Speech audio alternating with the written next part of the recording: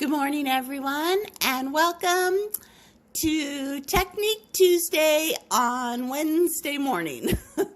What can I say? Life. Anyways, today's topic is Latticino. And Latticino is defined as using an opaque white glass over clear to make a lacy, thread-like image on your cane. So these are some Latticinos that I pulled. I actually used white and a light blue here. This one is ivory, and I think this one is ivory too on clear.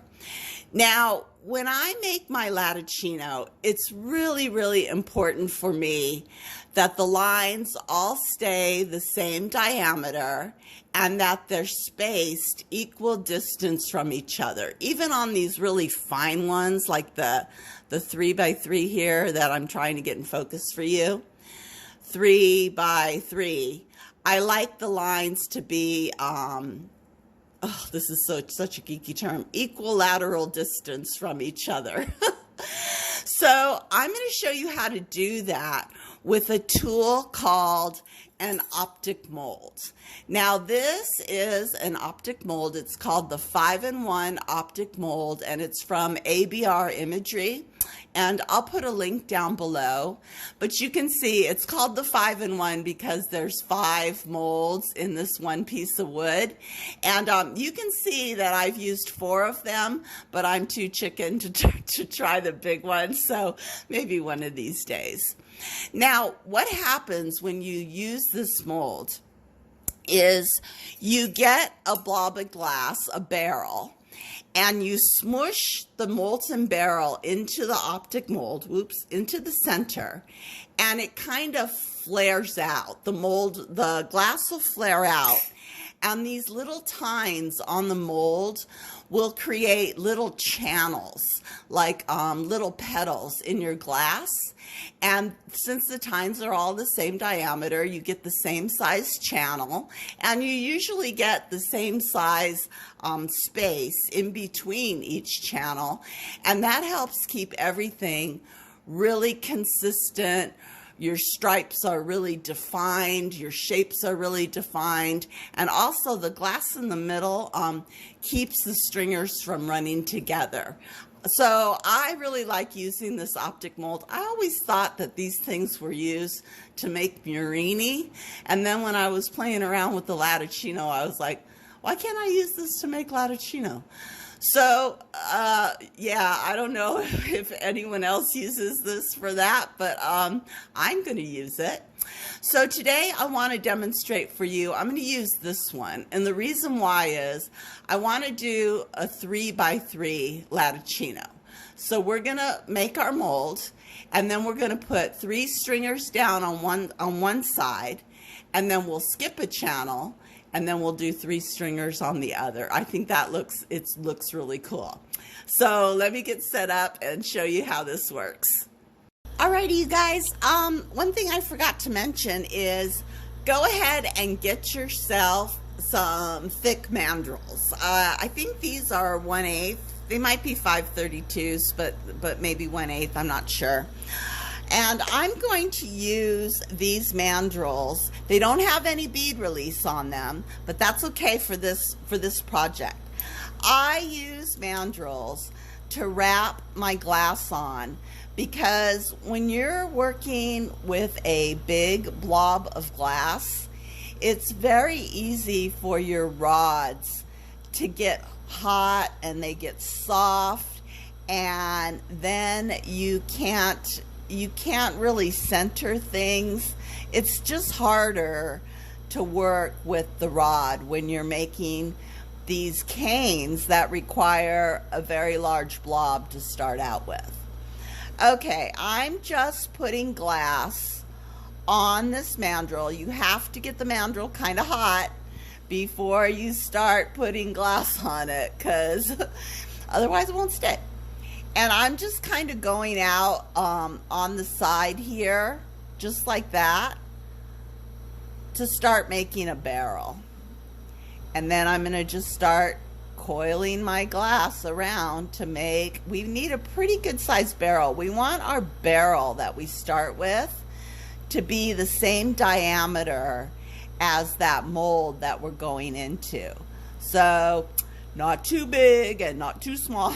Oh, that's annoying, isn't it? But I'm just loading glass up in a little ball on this mandrel.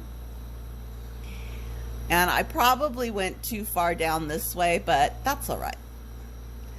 That is okay. At least we know it'll be secure.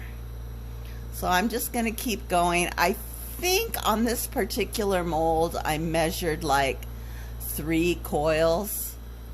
3 coils will be good enough that it'll be the same diameter as the mold. All right, we're almost there. I also have my marver ready at the standby because I do want to get this barrel pretty smooth. And I'm trying to give us enough glass here that we can work with it and really see those channels, see the petals form. I might go out even a little further than this. And it's really hard. I got a new filter on my camera, and then it's a didymium filter, and then I got my didymium lenses on, and it feels like I'm torching outside. You know how when you torch outside you can't see anything? So that's what it feels like right now. I'm going to go ahead and put another couple loops on here on the end, just kind of make it long so you can see everything. But notice how my barrel is staying centered in that mandrel.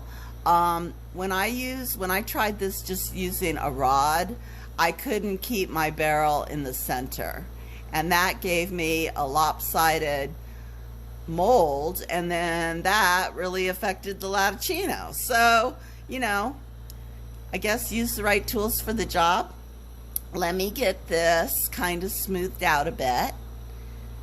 And remember, keep that glass that's on the mandrel hot too. I can already see it starting to crack. And that's all you need is a nice big blob of clear dropping on your table. Blech. Okay. Heat her up, marver her out, get her nice and thin.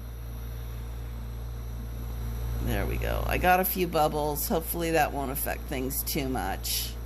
As I'm marvering, again, I'm keeping in mind to keep that glass in the center of the mandrel. And pay attention to the end. Just kind of tap it out there, just like that. Okay, let's take a measurement. So, oh yeah, that's going to be good. I've got my optic mold. I put it on a little bowl here. Hopefully you guys can see it.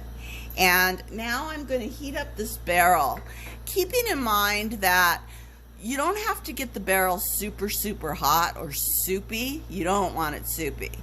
But you do want the outside hot, because the outside is going to be what forms the petals. And you want that mandrel in the center of your barrel. Now when you insert this, you kind of have to move quickly, because you don't want that glass to heat up the tines and then everything gets stuck in the mold. Ask me how I know these things. All right, I'm going to marver this down just a little bit so we have a straight edge going in, nice edges going out. Now, I'm going to shut up because I don't think I can talk and mold at the same time. But it's just going to be a quick insert in all the way to the bottom. We're going to flare it out, and then I'm going to pull it out. So ready? Here we go.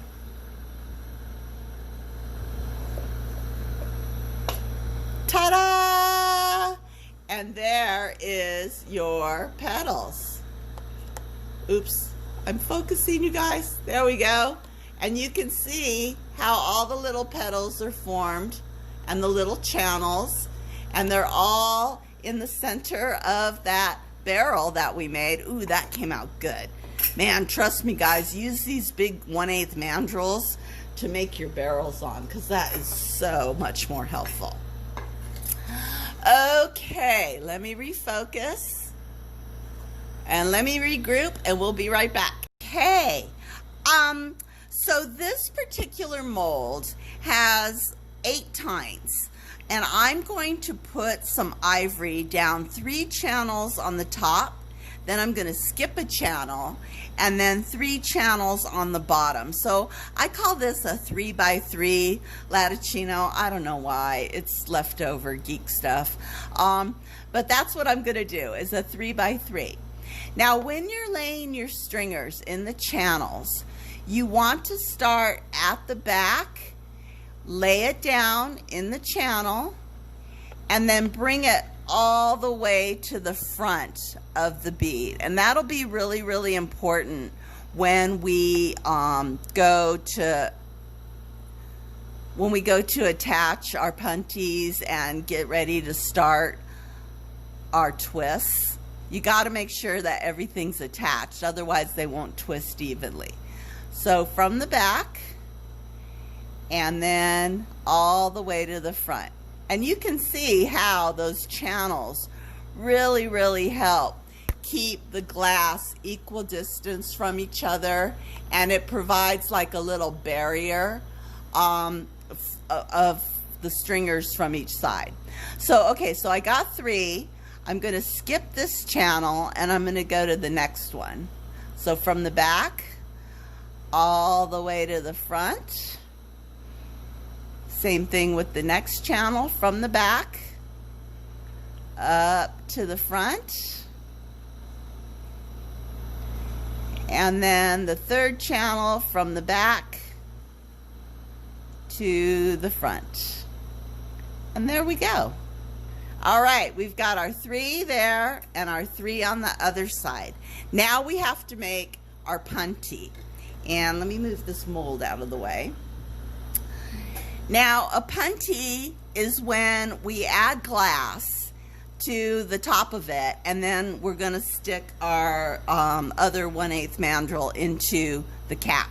So, I have some more clear. I'm going to go around the outer edge on the top and lay down a loop of clear. And making sure that I grab the top of that clear petal, and I'm also grabbing all of the stringers, and I just start coiling the glass from the outside going in. So I make several loops, kind of like a little pyramid, kind of like those little coil bowls we used to make as kids with the clay. All right, there we go. And you can see how that clear kind of extends off the top of that, of where our stripes are, because that's going to help me conserve glass. You can get a better stretch and use all of that ivory if you have a nice clear cap on the top. I am getting my other mandrel nice and hot. I'm just going to stick it in, and you don't have to go very far. All right, now, let's see, how did I do this? I think what I'm going to do is switch this around. I forgot how I did this, and put some more clear on the bottom there so that it'll stretch even. Now I forgot what I did.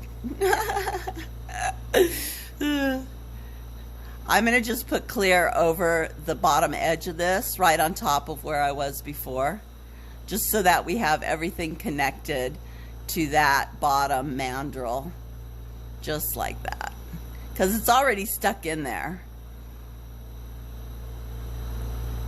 All right, did I get all the stringers? I think I did. Okay, now it's time to heat things up. And when you're heating this, you guys, go slow, because you got quite a blob of glass there, and that heat has to get into the center of the glass.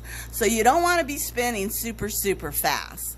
Go slow, let the heat be absorbed into the center of all of that glass, and this just takes a little bit of patience and a little bit of time. And right now it's kind of wonky, but it'll straighten out as it gets soft. and I am just moving it kind of back and forth. I do pay attention to, like, if there's a fat part, I want to go ahead and apply heat to that fat part so that it'll all melt consistently. And you can see that this is starting to spread out a bit, which is good. I can still see the channels that we didn't fill in, so I'm going to continue to heat, paying attention mostly to the ends. All right, this looks good. Okay, again, I'm going to shut up. I want to make sure my lines stay straight when I pull it out. Also, don't be in a big hurry to twist it, okay? Let it cool, let it get a skin on it, and then you can slowly start to twist. Very slowly, and you can see those 3x3 lines coming out of your cane. And I'm just going really slow, and as the glass cools down, I'm pulling a little more, a little more, a little more. And this cane is not going to be super long, but it's beautiful. Okay, let me turn off my torch. I'll be right back. Okay, I got my torch off, and the way that I unattach this cane is I just put my tweezers in some water, and it'll snap right off. This part goes into the frit bowl, and it'll burn right off. It'll just fracture right off. Now, don't touch this cane, whatever you do. I know there's this big temptation to pick it up, but don't, because it's hot. It's hot for a while, but I've got my tweezers here, so let me show you how this came out. Yeah, look at that. That's really pretty, you guys. We got that lace effect. I do have a little bit of a fat end down there, but that's okay. I think this is a beautiful cane. So there you go, guys. That's Latticino for you using an optic mold. Go forth, play, see what you come up with. Thanks for hanging with me today, and I will be back soon.